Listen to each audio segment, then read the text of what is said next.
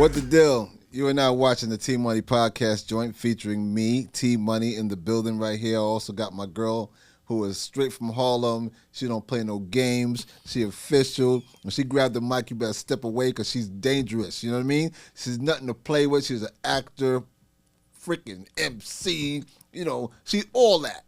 I'm just trying to tell you she all that because that's my people. So I gotta just keep it 100. My girl Stax Cadero in the building. What's up, Stax? What's happening? Thank you, T. Thank you, T. You know what I'm saying? Sometimes I rhyme slow, sometimes I rhyme quick. You know what I mean? That's what I'm trying to And when tell I you, write son. and direct, your girl is full of tricks. Let's see how the rhymes come out. How she spit. How she spit. It's nothing. It's Every nothing. once in a while, I like to do that. But how you doing? How's everything? Everything good? Everything is good. You know? Everything is very good. 2025 has come in.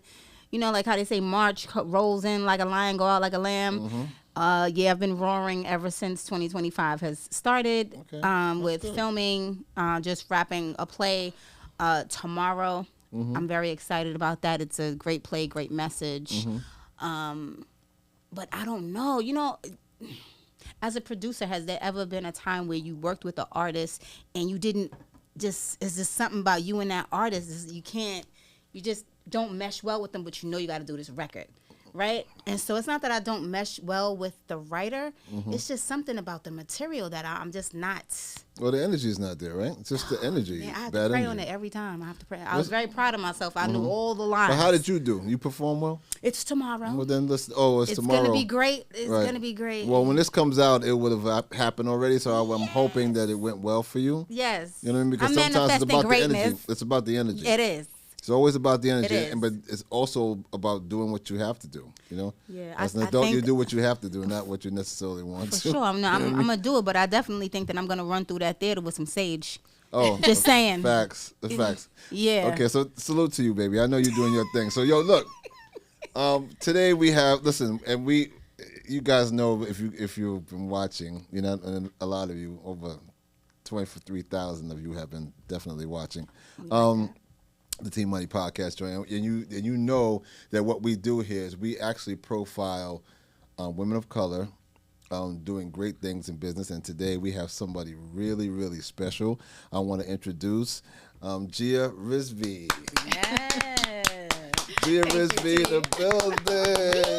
Yes. Listen, yo, she's a Canadian filmmaker and a superstar fashionista, designer, and she's also contributed to the things that Forbes magazine has to offer. And she's like a jack of all trades. What can I say? And a fly girl. Definitely a fly girl. Oh yeah. Y'all can't see the footwear, but I'm just saying. Her boot game is serious. So how you doing? How's everything? I'm good, T. How are you? I'm glad you're here. I'm glad we're gonna talk a little. We're gonna talk a little film. We're gonna talk a little fashion. But my first question to you, because I'm totally, not that I'm confused, but I'm totally trying to figure out how did you go from being such a fashionista. You know, you went to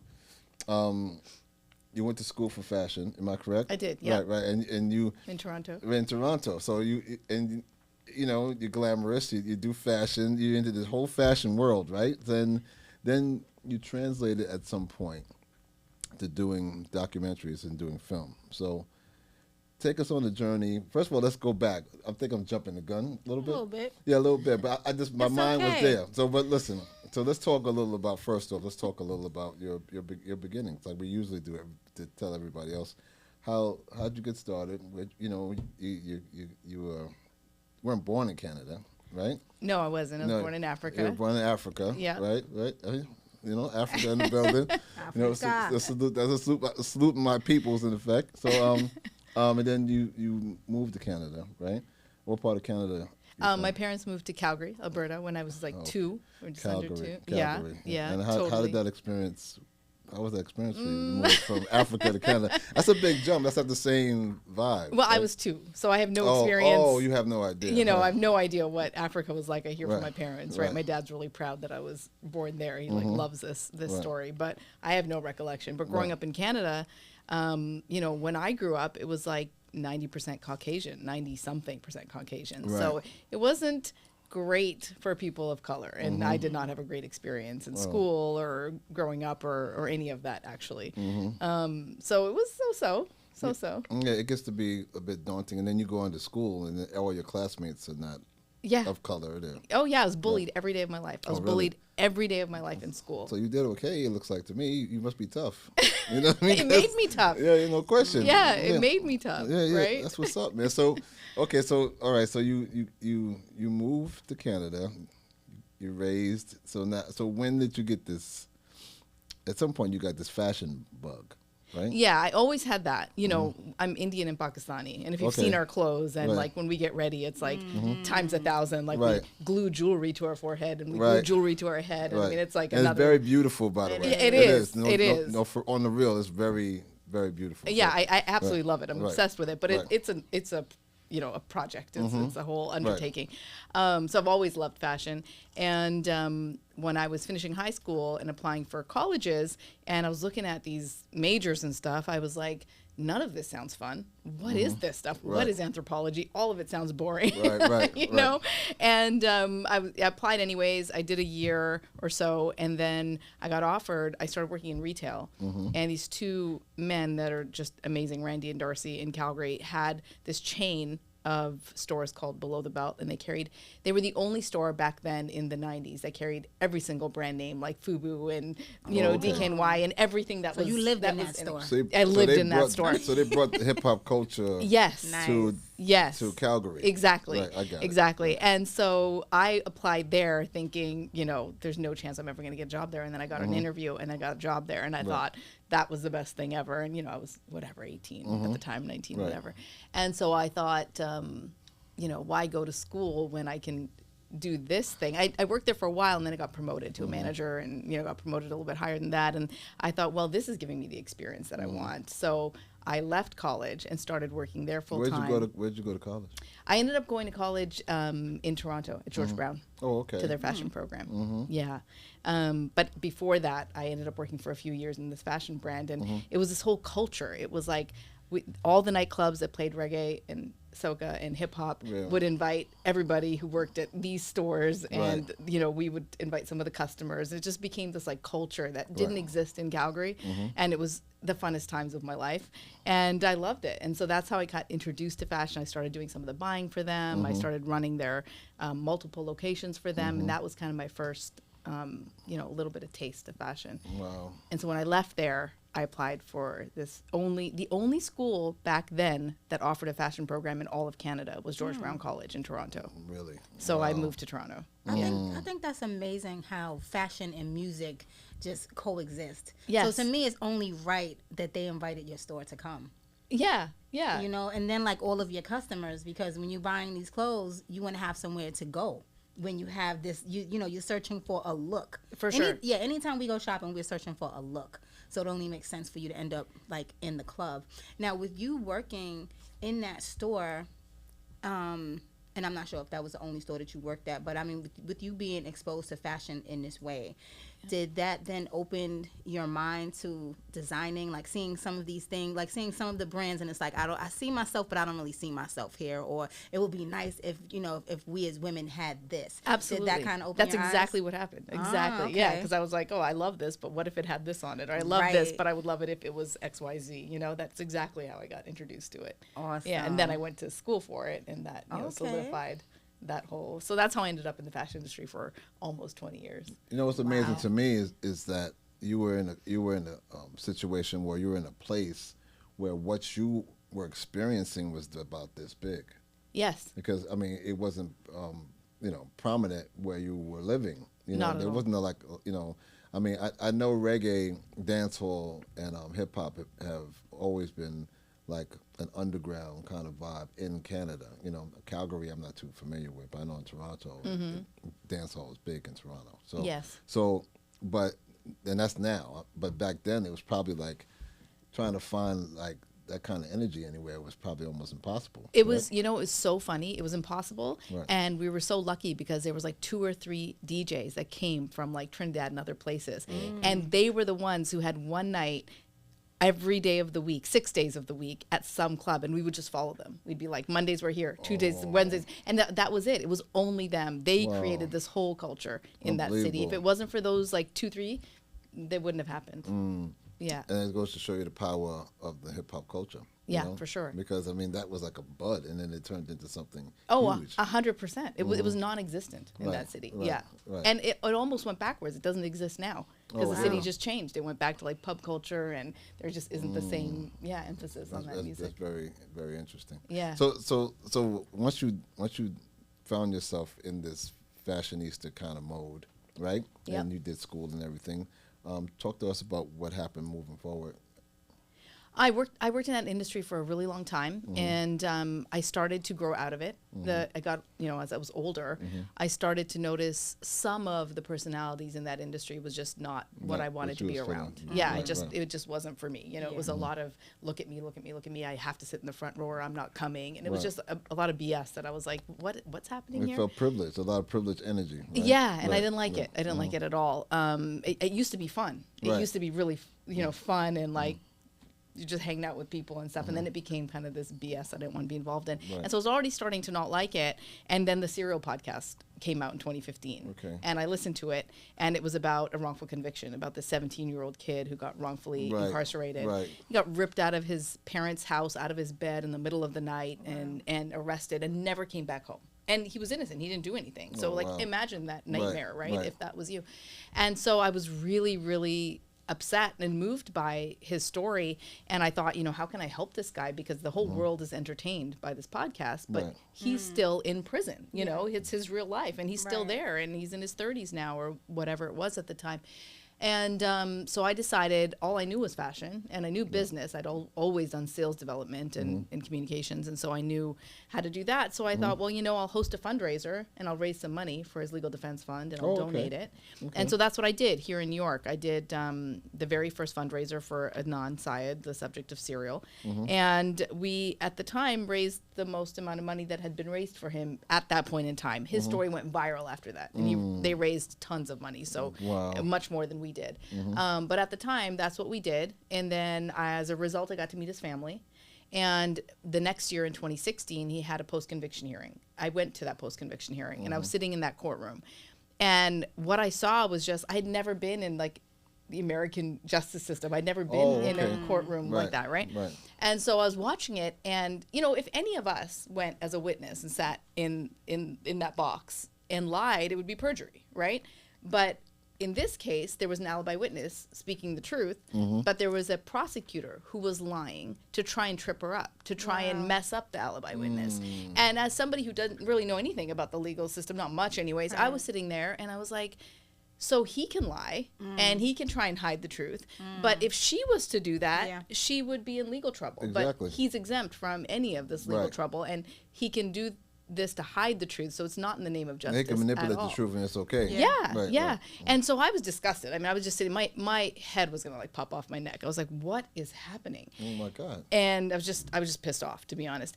And so sat through this it was a 5-day hearing. I sat through this, and every day, at the beginning and the end, Adnan's mom and brother would bring me and drive me. They were so gracious and so wonderful, because I'd come from out of town. This was in Baltimore, and I came from New York. And one day, in the middle of the trial, in the middle of the hearing at some point, the mom says, in the car ride, she goes, I don't understand what's happening, because me and Adnan's brother were just talking about the day and what happened in court. And she goes, I don't understand what's happening. And I was like, what? And I noticed her, because I would sit in the second row, she would sit in the front row, and I would see her just praying with like these beads every day with her prayer beads. And that day she said, I don't understand what's happening. And I said, what do you mean? And she's like, I don't understand what's happening in the courtroom. And so I speak Urdu, and they're also Pakistani, so I explained it to her in our language. And she was like, oh. And I was like, the same thing is happening that happened when he was 17. They're railroading him. They're not letting him like actually show his alibi witness and actually let her speak and the truth and all that. And she was like, oh, and like it kind of dawned on her. And just in that moment, I was so heartbroken for this mom, because she didn't have a good grasp of English, obviously, let alone legal jargon. And the system is just built to, you can't fight it. It's just like this animal. And I felt really bad for her. And that was a day where I was like, no, I got to do more for people like her. And also, she had a similar background to my parents. They're Pakistani. They have an accent. They don't always understand, everything. And I felt like it was my duty to, That's know. right. It was your duty. Give me Yeah. everybody. Give a. That's right. So you had a calling to do something bigger than what you were doing. Because my which is- parents came here, and I was lucky enough to be raised here and have this education and speak the language. And I thought, well, I can be the bridge. Right. You know. And that in itself is the love that you have for what you do now, which is incredible. Yes. And salute to you again. I got to give you applause because You're- that takes a lot of but honestly, It does. something like that takes a lot of moxie. Most people wouldn't even do that. You understand? Most people would be, they would say, "Oh, I feel bad for her," and never take action. There's so many people Right. that don't necessarily take action Right. to make change. Right. And salute to you. I think that's incredible. Thank you. Yeah. So, I'm sorry. Go ahead. No, you go ahead. Okay. Because So you go ahead. You got. I know. Go ahead. So being new to filmmaking. Yeah. What were your first steps? So I came home from that hearing, and I Googled, and I saw that New York Film Academy, because I live in New York, Oh, obviously, nice. had a Okay. workshop program on documentary filmmaking. So I enrolled in it, and I took this program, and I just started filming. But I went into the school with like a really clear-cut plan in my mind. I'm only going to film stuff that has to do with the justice system. I don't care what assignments they give me. I'm not here to get a good grade. I'm here for a purpose. And Driven. yeah, and that's what I did. Like when they gave us assignments, I would just go down to the downtown New York correctional facility and film that. It didn't Nice. always fit the assignment, but I was like, I'm getting B-roll for my end goal, And so that's what I did. And in the very end, it was a 6-week program. At the end, they watched the film that you created in that program, and they were supposed to give you critique for your final project or whatever. And the professor watched it in the editing class and said, I was like, okay, what do you think? When he took off his headphones, and he was like, it's amazing. He's like, I wouldn't change anything. He's like, you should submit this to film festivals. And I didn't know what a film festival was. I'd never heard of a film. Yeah. I've never been to one at all. And so I was like, what's that? And he was like, what are you talking about? And so he's like, there's an evening masterclass on film festivals. You need to take it, and you need to learn that, and then you need to submit this. So I just did exactly what he told me to. I took that class, I submitted it, and that film ended up getting into 17 festivals around the world, from Netherlands to Italy to Canada to here. It played everywhere. And then it got onto Amazon. And so in my mind, I was like, well, clearly this is working, the formula works. And so then I just continued on. I finished that program, and then I took that film and I continued filming, and I made it into a feature, which is what I just finished, which we're shopping around the streaming platforms now. It's called 16 Years. If you need help, let me know. Yeah, for sure. I will. I would love that. Okay. All right. So that's where I am, today. That's how I got here. Excuse me. I'm sorry. No, I coughed. Are you okay? All right. Yeah, I'm fine. Trust me. You need more of this. Okay. No, this is what I need more. A tad more. Yeah. How So- was his family's reaction to the film? So I didn't make the film about Adnan, the guy Oh. that, yes. Oh, So okay. in the process of doing the fundraiser for him, a friend who was organizing it with me said, you got to meet this guy, Jeff. He has the exact same story. He was a high school student. A girl in his school was raped Okay. and murdered. Okay. And he got pinned for it, and he got a life, 30 years to life or something like that in prison for it. And he had actually gotten out, and she introduced me to him, and he was a speaker at my fundraiser. That's how I met him. Nice. And so he was the only person back then that I knew in real life that had this lived experience. And so I called him when I enrolled into New York Film Academy, and I said, hey, I was like, would you let me just film you and follow you around? And he was like, sure. And so I started filming him, and because I had all this footage of him, I made the film about him. Nice. Yes. Okay. And also Adnan was in prison, and I did ask to make a film about him, but his lawyers were not down with it because by that time his story had went viral, and it was so much public attention. They didn't know if it would have a negative or positive effect on the Right. judges' decisions and stuff. And so they decided they didn't want that, and still don't at this time because I've asked again. He's still away. Actually, you know what's crazy? He got out. He got out, and I was there when he got out a couple great. years ago, last year? No, a couple years ago. And just day before yesterday, they had a hearing, and they undid his conviction. You told me that was crazy. Yeah, there's two. He got out, and they essentially put him back in prison. Well, he's not back yet. Oh, They he's just not back? undid it, and now he's waiting for a decision. okay. Oh, and hopefully doesn't have to go back. Right. They But reversed yeah. his conviction though. So that's conviction. They reversed him. His to go back. exoneration. The exoneration, yeah, to go Yeah. back. To prison. Which is that's hard. That's got to be Horrible. the hardest thing ever. Which Yeah. is crazy. you Yeah. know? So, but with that being said, so you're doing these films, and this obviously is your passion now. Yeah. Right. Do you ever run into any, as a woman of color, do you ever run into any challenges as it relates to your work? You know what's really funny? One, for sure, because I'm like 5 feet tall, you know, and people don't take me seriously. They don't. So I do run into that challenge. But the flip side of that is people also think I'm so unassuming that they just let me go anywhere with my camera. I get into places and film stuff I'm not supposed to be filming. Sometimes they're like, "Are you a student?" I'm like, "Yeah, I'm a student," and then I just get into wherever I want to go. So that's been actually the really plus side of it all. That's the cool part of it. When the youth is on your side. Yeah, I use it every chance I can, and should. Yeah, so there is that plus side. Oh, that's amazing. Yes. So talk to us a little about what you're doing moving forward. What's next on your agenda? So that film that I just mentioned, 16 Years, we just finished it. Right. So we're doing screenings around New York City and a couple other cities. And we're in talks with streaming platforms right now. The 16 years here on our screen. Oh, yeah. Yeah, that's it. That's it. Jeffrey's story, right? Yeah. Jeffrey's story. So so we're shopping that around right now. When that comes, hopefully that'll come out later this year.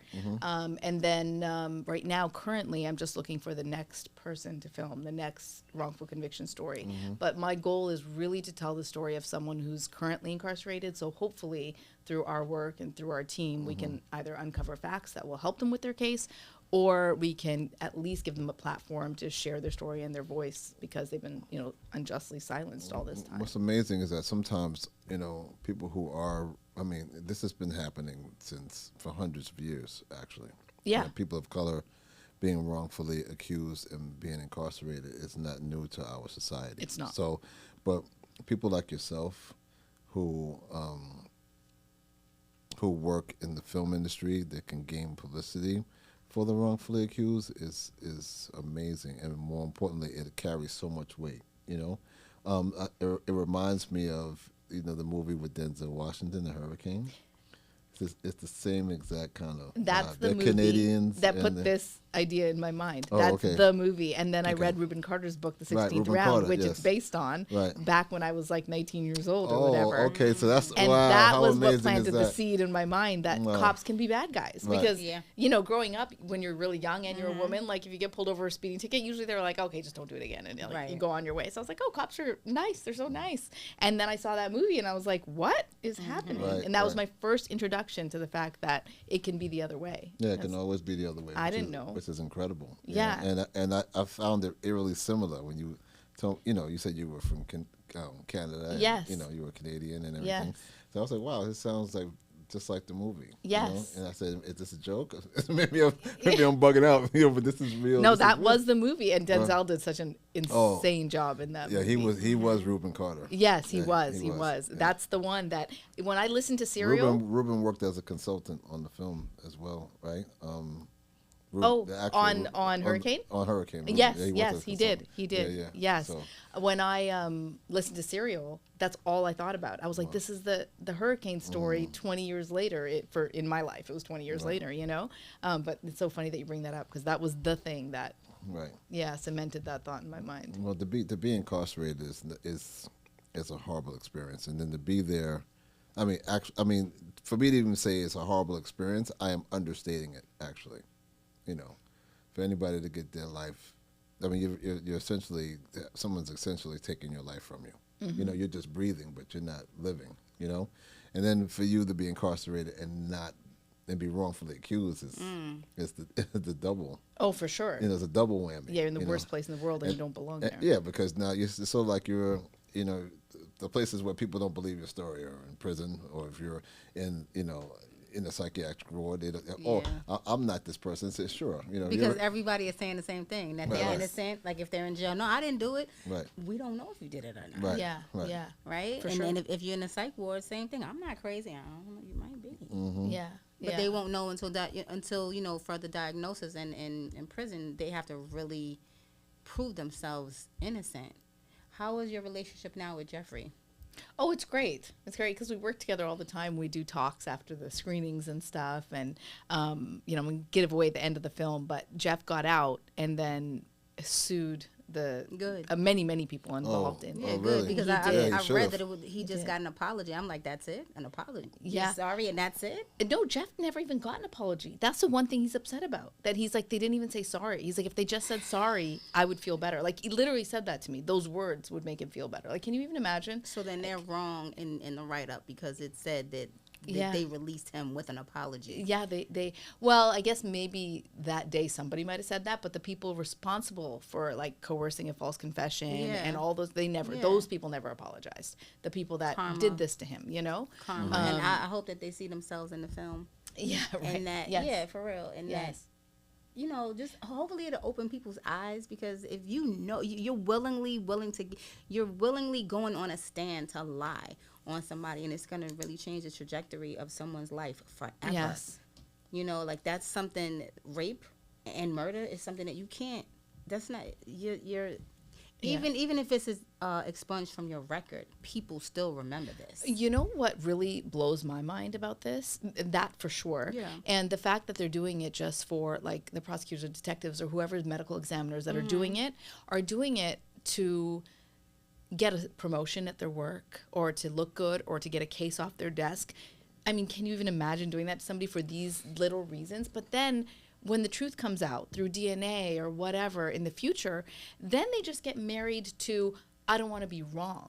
And it's like this human nature thing that's so bizarre to me. It's like now that there's like tangible proof, you still can't say that I'm human, I made a huge mistake, and I'm sorry, because people would probably forgive you if you actually said it like that. Like if you meant it and you were sincere and you're like, I made a huge mistake. Right. But instead they double down and they say, no, we weren't wrong. We got it right the first time. And that to me is bizarre. It's like, how can you like be married to this idea that was proven wrong just because you don't want to say you were wrong? Like, it's bizarre. It's bizarre. I remember I went to school with Yusuf Salam. And Oh, I yeah. remember when there was an ad taken out Yes. by said individual that sits, you know, in that high place. Yes. Okay? And he Yes. was very wrong, and he never apologized to them for taking out that ad and saying that they should be killed and all this other stuff. He never apologized to them, even when they were exonerated and they found out that the Central Park jogger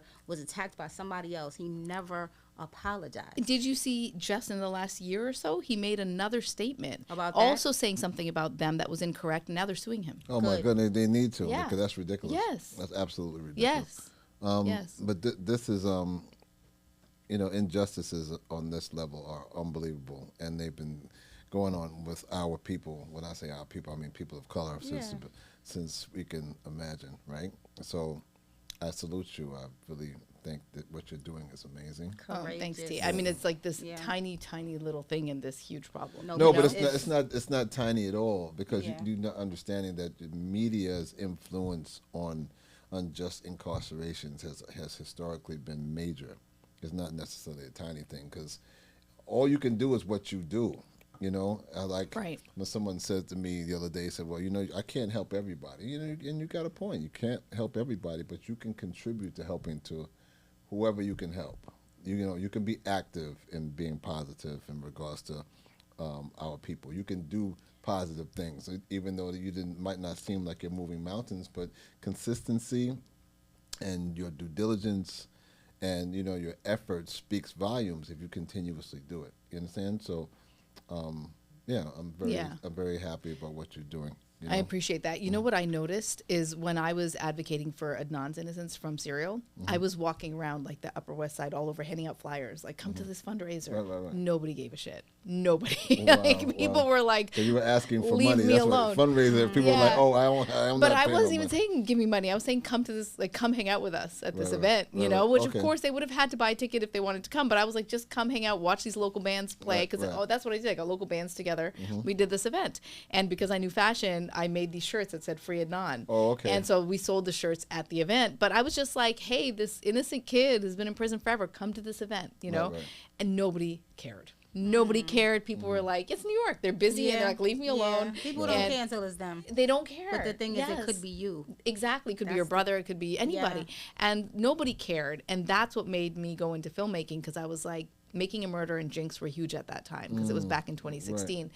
And I realized that millions of people watched those, and that made them care because they are not people who think wrongful convictions maybe are a real thing, or they believe that if you're arrested and I see you on TV, then you must have done something wrong, right? Like, right. But when they see it in a movie on their spare time, when they feel like, I'm just bored, I just want entertainment, then they see it and they can get behind it because they're like, now I believe this story. Because they see it on the television. Yes. You know, the Idiot Box, changes a lot of things. It man. does. It does. Trust me. Sometimes Yes. you're famous for no reason. You ever heard these people like they're famous for being famous because they're on television doing Right. absolutely nothing. But but my point, that's it's the incredible. power of storytelling. Oh, And so no, that's what no question. that's what I realized. I was Right. like, that's the only way, because we can't get people to care by telling them the problems. Right. We can't get them to care by the 17-year-old's like dying in prison. They don't Right. care about that. No. But then you entertain them and they get bought into the story, and then they can come around, you know? Right. Yeah, and I realized that early Right. on. So let me ask you a question. Do you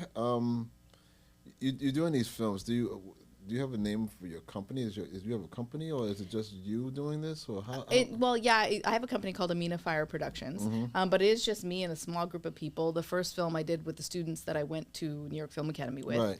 and the second one I hired PAs and cinematographers and audio people when I needed to.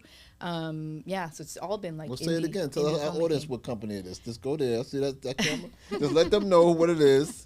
It's Amina Fire Productions. Okay. And it's all on my website. It's JIARizvi.com. That's what I'm trying to. Rock with Gia, man, because she's not playing no games, bro. She's not. Okay. 5 foot fireball right here. Oh yeah, 5 foot. The 5 footer. Yeah, but Don't mess with me. At all. Listen, I just got 2 inches. I understand. Yeah, you know. Yeah, I do. Yeah. But salute to you, and just keep us posted on what you plan on doing moving forward. Yeah. If there's a premiere or anything that we can come to. And Oh, watch the absolutely. film, Yes, you have to come. Yeah. We have a couple of screenings in April. Oh yeah, let us Coming know. up. Yeah, well, Nice. I'm there. I'm Me in. too. I'm in the Yes, front. yes, As my man would say, I'm in the front row, homie. Yeah, Let me know. All right, this is the T Money Podcast joint. In the house, it's me. It's my girl Stax Cadero. Yes, sir. And it's Gia in the building. Wow, man, amazing. Yeah. So thank you for coming today. Thank you for having me. Yeah, Seriously. no doubt. I'm happy because I feel like I just did something very good. To have you here. So all right, salute, man. All right, peace, 2 fingers. Yeah. It's the